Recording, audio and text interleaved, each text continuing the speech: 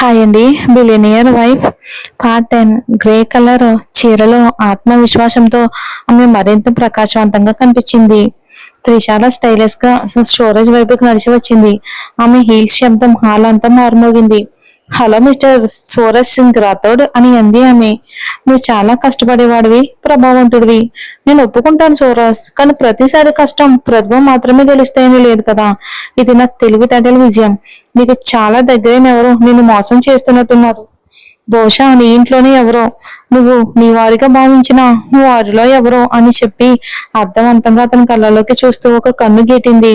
ఆమె చిరునవ్వులో దాగి ఉన్న సంకేతం సూరజ్ గుండెను గుచ్చింది. సూరజ్ కోపంతో రగిలిపోయాడు, కానీ తన భావోద్వేగాలను బయటపడనివ్వలేదు. కాంగ్రాట్స్ త్రిశాల, నీ వ్యూహం నిజంగా ప్రశంసనీయమైనది. మెనీ మెనీ కంగ్రాచులేషన్స్ అని అన్నాడు. కానీ అతని మాటల్లో బాధ, చేదు స్పష్టంగా కనిపించాయి. త్రిశాల చాలా పెద్దగా నవ్వింది. Thank you Suraj. నువ్వు, నీ భార్య, ఆ పని మనిషి అందరూ నా సెలబ్రేషన్ పార్టీకి తప్పకుండా రావాలి.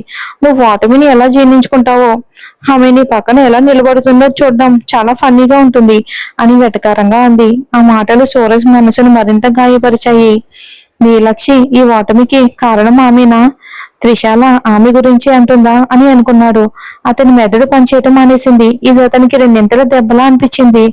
త్రిశాల వెళ్ళిపోతూ ఉండగా ఆమె వైపుకు చూస్తూనే నిలబడ్డాడు. అతని అంతరాగం అగ్నిలా మండుతుంది. ఆఫీస్ కి తిరిగి వచ్చిన వెంటనే సూరజ్ కోపం పేలిపోయింది. టేబుల్ పై ఉన్న ఫైళ్లను బలంగా విసిరేశాడు కోపంతో. ఇక పేపర్ వెయిట్ నేలపై పడి పగిలిపోయింది. ఇది ఎలా జరిగింది అని గట్టిగా అరిచాడు.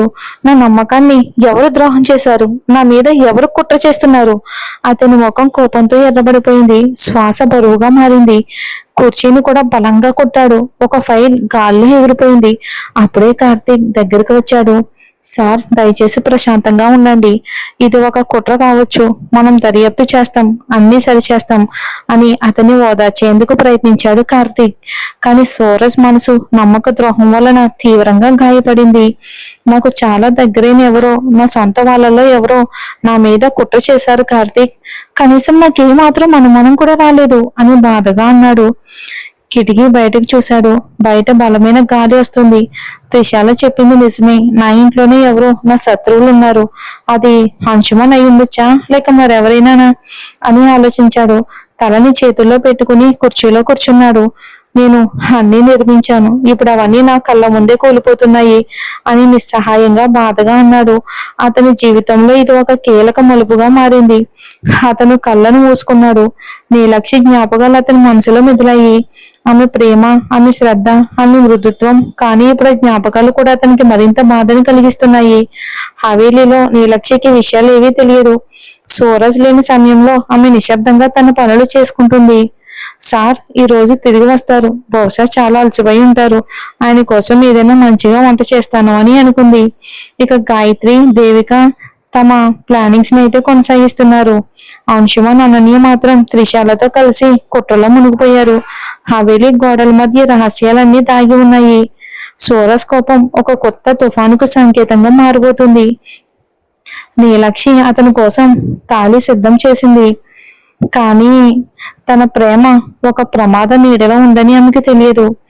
ఆ రాత్రి హవేలీ అంతా ఒక విచిత్రమైన నిశ్శబ్దంతో నిండిపోయింది. రాబోయే తుఫాను కది ముందస్తు హెచ్చరికలా అనిపించింది. ఢిల్లీ ఆఫీస్ నుంచి తిరిగి వస్తూ సూరజ్ సింగ్ రాథోడ్ కారు వేగంగా జైపూర్ వైపుకు దూసుకొచ్చింది. ఎడారి ఇసుక గాలిలో ఎగురుతుంది. కానీ సూరజ్ మనసు మాత్రం కోపం, అనుమానాలతో నిండిపోయింది. టెండర్ ఓడిపోవటం, త్రిశాల చెప్పిన మాటలు అతన్ని తీవ్రంగా బాధించాయి. కిటికీ బయట అస్తమిస్తున్న సూర్యుని చూస్తూ తనలో తానే మండిపోతున్నాడు సూరజ్. ఎవరు తన నమ్మకాన్ని ద్రోహం చేశారో తెలుసుకోవాలనే పట్టుదల అతనిలో పెరిగింది. కొటేషన్ లీక్ చేసిన వ్యక్తిని కనిపెట్టడం ఇప్పుడు అతని జీవిత లక్ష్యంగా మారిపోయింది. తమ సొంత ఇంట్లోనే ఎవరో శత్రువుగా మారారని అతనికి బలంగా అనిపించింది. ఒకసారి ఆ వ్యక్తి ఎవరో తెలిసిపోతే వదిలిపెట్టనని మనసులో అనుకున్నాడు. కారులో నిశ్శబ్దం ఉంది. డ్రైవ్ చేస్తున్న కార్తీక్ ఇక రియర్ రివ్యూ మిర్రర్ లో సూరజ్ వైపుకు చూశాడు. అతని ముఖంలో తీవ్ర ఒత్తిడి కనిపించింది. తొందరపడి నిర్ణయం తీసుకోవద్దని, ముందుగా దర్యాప్తు చేసి నిజం తెలుసుకోవాలని అన్నాడు. లేకపోతే అనుమానితుడు తప్పించుకునే ప్రమాదం ఉందని చెప్పాడు. కానీ సూరజ్ అనుమానాలు మరింత పెరిగాయి. తనకు అత్యంత నమ్మకమైన వ్యక్తిగా భావించిన కార్తీక్ పైనే అతని మనసులో సందేహం కలిగింది. తన దగ్గర ఉన్న అన్ని రహస్యాలు కార్తీకే తెలుసని గుర్తుకు చేసుకున్నాడు. ఆ మాటలు విన్న కార్తీక్ తీవ్రంగా బాధపడ్డాడు.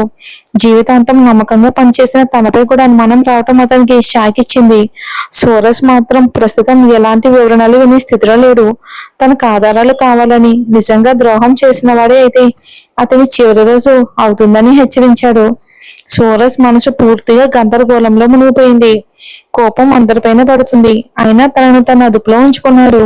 ముఖ్యంగా త్రిశాల ఏర్పాటు చేస్తున్న విజయోత్సవ పార్టీకి వెళ్లాలని నిర్ణయించుకున్నాడు.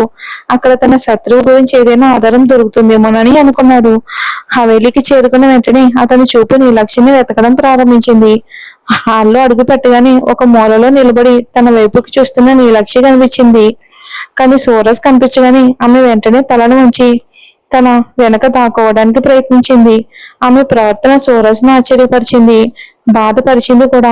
చివరకు నీలక్ష్మి కుటుంబ సభ్యులు తనకు సోరస్ కి దూరంగా ఉండమని చెప్పారని తెలిపింది. తన వల్ల ఆయనకి ఇబ్బందులు రావద్దని, ఆయన గౌరవం తనకెంతో ముఖ్యమని చెప్పింది. తన జీవితంలో ఎవరైనా దగ్గరైన వారిని కోల్పోయానని, తను ఎవరి ప్రేమకు కూడా అర్హురాలు కాదని చెప్పింది. ఆ మాటలు విన్న సోరస్ మరింత కోపంగా మారాడు. వెంటనే ఆమె చేతిని పట్టుకుని తన గదిలోకి తీసుకెళ్లాడు. తన గురించి నిర్ణయాలు తీసుకునే హక్కు ఎవరికీ లేదని, నీలక్ష్మి ఎక్కడ ఉండాలో తానే నిర్ణయిస్తానని గట్టిగా చెప్పాడు. గది తలుపు బలంగా మూసేశాడు. కానీ నీలక్ష్మి కళ్ళల్లో భయం, కన్నీళ్లు చూసిన వెంటనే అతనికి కోపం కరిగిపోయింది. ఆమె అలిసిన ముఖం, భయంతో వణికే పెదవులు చూసి అతని హృదయం మెత్తబడింది. ఆమె భయపడుతున్నప్పటికీ ఎంత అందంగా ఉందో చూసి ఆశ్చర్యపోయాడు. అలమారలో నుంచి ఒక ప్యాకెట్ తీసి అందులో ఉన్న ఎర్రటి పట్టు చీరను బయటికి తీశాడు. బంగారు అంచులతో ఉన్న చీర చాలా అందంగా ఉంది. ఆ చీరను నీలక్ష్మికి ఇచ్చి వెంటనే రెడీ అమ్మని చెప్పాడు. త్రిశీల పార్టీకి తనతో రావాలని, ఆ సమయంలో తనకు అండగా ఉండాలని కోరాడు. నీలక్ష్మి ఆశ్చర్యపోయింది. తను ఇలాంటి గౌరవానికి అర్హురాలు కాదని అనిపించింది. కానీ సోరస్ మాత్రం ఆమె గురించి నిర్ణయించేది తనేనని చెప్పాడు. అంతేకాదు, ఎవరికి భయపడొద్దని, తను ఆమెతోనే ఉంటానని ధైర్యం చెప్పాడు.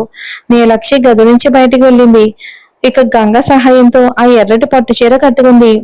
ఇక జుట్టు వదిలి అందంగా అలంకరించుకుంది. కళ్ళకు కాజల్ వేసుకుంది. చిన్న బొట్టు పెట్టుకుంది. అద్దంలో తనను తను చూసుకున్నప్పుడు ఆమె మరింత అందంగా ఉంది. కానీ ఆమె ముఖంలో ఆనందం అందానికి మించి ఉంది. సోరస్ తనపై చూపుతున్న నమ్మకం ఆమె హృదయాన్ని నింపేసింది. సోరస్ గదికి తిరిగి వచ్చినప్పుడు చాలా సంకోచంగా అడుగులు వేసింది. తను అతనికి సరిపోనని ఇప్పటికీ అనిపిస్తుంది. కానీ ఆమెను చూసిన సోరస్ ఆశ్చర్యంతో ఉండిపోయాడు. ఆమె అందం, ఎర్రటి చీరలో ఆమె రూపం, విడిచిన జుట్టు, అమాయకమైన చిరునవ్వు అతన్ని పూర్తిగా ఆకర్షించాయి. ఆమె నిజంగా తన భార్యలా కనిపిస్తుందని అనిపించింది. ఆ చీర ఆమె కోసమే తయారైనట్టుగా కూడా అనిపించింది. నీలక్ష్మి మాత్రం తన అందానికి కారణం సోరస్ మాత్రమేనని భావించింది. ఆ క్షణంలో సోరస్ మనసులో ఒక కొత్త భావన మొలకెత్తింది. ఈ అమ్మాయి తనను మార్చుకుందని అతనికి అనిపిస్తుంది. పార్టీకి వెళ్ళడానికి కారు రెడీగా ఉంది. ఇద్దరు కారులో కూర్చున్నారు. సీట్ బెల్ట్ ఎలా పెట్టుకోవాలో నీలక్ష్మికి తెలియదు. కొంచెం అయోమయంగా అనిపించింది. అది గమనించిన సోరస్ స్వయంగా ముందుకు వాలి ఆమెకు సీట్ బెల్ట్ పెట్టాడు. వారి శ్వాసలు ఒక క్షణం దగ్గరయ్యాయి. కారులో ఒక మధురమైన నిశ్శబ్దం అలుముకుంది. నీలక్ష్మి కళ్ళల్లో కృతజ్ఞత కనిపించింది. సోరస్ దగ్గర ఉండడం తనకు భద్రతనిస్తుందని ఆమె అనుకుంది. సోరస్ కూడా ఆమెతో గడపడం తనకు ప్రశాంతతనిస్తుందని గుర్తించాడు. ఆమె అమాయకత్వం తన మనసుకు ఓదార్పిస్తుందని అనిపించింది. సీట్ బెల్ట్ సెట్ చేస్తున్నప్పుడు ఆమె చేతిని కాసేపు తాగాడు. ఆ క్షణంలో ఇద్దరి మధ్య మాటల్లో చెప్పలేని ఒక కొత్త అనుబంధం పుట్టుకొచ్చింది. చివరకు కారు బయలుదేరింది. నీలక్ష్మి కిటికీ బయటకు చూస్తూ భవిష్యత్తు గురించి కలలు కొనసాగించింది. సోరస్ మాత్రం అప్పుడప్పుడు ఆమె వైపుకు చూస్తూనే ఉన్నాడు. ఆమె అందం, సాదాసీదా స్వభావం అతన్ని ఆకర్షిస్తున్నాయి. తన జీవితం ఎంతగా మారిపోతుందో అతనికి ఆశ్చర్యంగా అనిపించింది. నీలక్ష్మి తన జీవితంలో ఎంత ముఖ్యమైన వ్యక్తిగా మారుతుందో అర్థం కావటం ప్రారంభమైంది. అదే సమయంలో నీలక్ష్మి కూడా సోరస్ కళ్ళల్లో ఎప్పుడూ కనిపించే బాధను తొలగించాలని మనసులోనే అనుకుంది. కానీ రాత్రి వారి జీవితాలను పూర్తిగా మార్చిపోతుందని ఇద్దరికీ తెలియదు. అది మంచి మార్పు అవుతుందా, చెడు మార్పు అవుతుందా అనేది కాలమే చెప్పాలి. కారు నిశ్శబ్దంగా ముందుకు సాగుతూ ఉండగా వారి హృదయాల్లో కొత్త ఆశలు, తెలియని భయాలు కలిసి నెమ్మదిగా పెరుగుతున్నాయి. రాత్రి చీకటి మరింతగా గాఢమవుతుంది. ఢిల్లీలోని ఒక అద్భుతమైన 5 స్టార్ హోటల్లో ఇక భారీ పార్టీ జరుగుతుంది. క్రిస్టల్ ఫౌండల్ వెలుగులతో హాల్ అంతా మెరిసిపోతుంది. ఇక సంగీతం, నవ్వులు చుట్టూ మారుమోగుతున్నాయి. సూరజ్ సింగ్ రాథోడ్ నీలాక్షి కారులో వచ్చి దిగగానే అక్కడున్న అందరూ చూపులు వాళ్ళ వైపుకు తిరిగాయి. బ్లాక్ కలర్ సూటులో సూరజ్ చాలా అందంగా ఉన్నాడు. అతని వ్యక్తిత్వం అందరి ప్రశంసలను అందుకుంది. ఓడిపోయినా కూడా అతను ఎంత గొప్పగా కనిపిస్తున్నాడు అని చాలా మంది అనుకున్నారు. అయితే ఎర్రటి పట్టు చీరలో వచ్చిన నీలాక్షి అందరి ఆసక్తికి కేంద్రంగా మారింది. ఆమె సాధారణమైన అందం మహిళలో అసూయను, పురుషుల్లో ఆసక్తిని కలిగించింది. కొంతమంది ఆమెను సోరస్ భార్య అని అడుగుతూ ఉండగా, మరికొందరు పని మనిషికి చీర కట్టిస్తే రాణిలా మారిపోయిందని వెటకారంగా మాట్లాడుకున్నారు. ఈ పార్టీ చాలా ఉన్నత స్థాయి వ్యక్తుల కోసం ఏర్పాటు చేశారు. నగరంలోని ప్రముఖ వ్యాపారవేత్తలు, సామాజిక ప్రముఖులు, మీడియా ప్రతినిధులు అందరూ అక్కడికి హాజరయ్యారు. నీలక్షికి ఇలాంటి వాతావరణం పూర్తిగా కొత్తది. ఆమె నీళ్ళ కళ్ళల్లో భయం, ఆశ్చర్యం కనిపిస్తున్నాయి.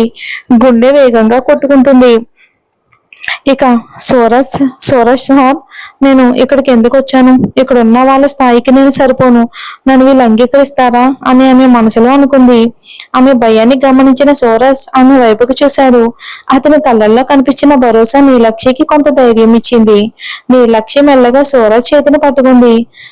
సూరజ్ సార్ నాతో ఉన్నారు, నేను భయపడను అని తనకు తను ధైర్యం చెప్పించుకుంది.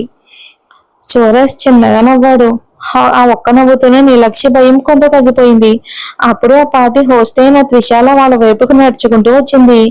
బ్లాక్ డ్రెస్ లో ఆమె చాలా ఆత్మవిశ్వాసంగా కనిపిస్తుంది. ఓ వెల్కమ్ మిస్టర్ సూరజ్, మీకు వెల్కమ్ అని ఆమె పెద్దగా చెప్పింది. ఆమె మాటల్లో మధురత కనిపించినా అది నిజమైనది కాదు. తర్వాత నీలక్షి వైపుకు తిరిగి అందరినీ ఆశ్చర్యపరిచే పని చేసేది. ఆమె నీలక్షిని ఎంతో ఆప్యాయంగా హత్తుకుంది. నా ప్రియమైన స్నేహితురాలా, నువ్వు చాలా అందంగా కనిపిస్తున్నావు అని చిరునవ్వుతో చెప్పింది. నీలక్షి పూర్తిగా ఆశ్చర్యపోయింది. థ్యాంక్ యూ అని అంది.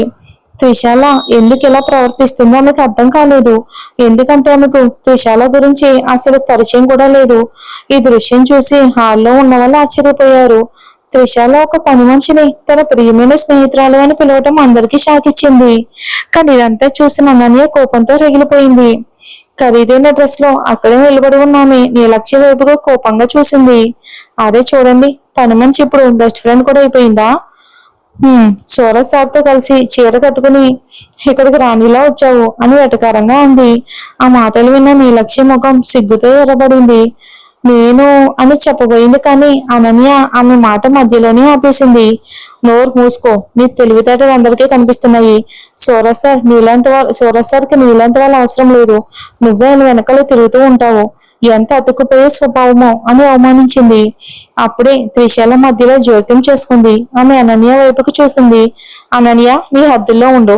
నీలక్షి నా ప్రత్యేక అతిథి. నేను ఆమెను చాలా గౌరవిస్తాను. ఇక్కడ ఎవరిని అవమానించడం నేను సహించను అని కఠినంగా చెప్పింది. ఆమె మాటల్లో అధికారం స్పష్టంగా కనిపించింది. ఆ హెచ్చరికతో అనన్య మౌనంగా ఉండిపోయింది. ఆమె ముఖం కోపం, అవమానంతో ఎర్రబడిపోయింది. త్రిశాల నీలక్షి చేతిని పట్టుకుంది. రా, భయపడుకో, నువ్వు ఇక్కడ సురక్షితంగా ఉన్నావు అని చెప్పింది. అనన్య ప్రవర్తన వల్ల నీలక్షి కళ్ళల్లో నీళ్లు తిరిగాయి. అయినప్పటికీ మనసులో త్రిశాలకు కృతజ్ఞత చెప్పుకుంది. మరి చూద్దాం ఏం జరుగుతుందో.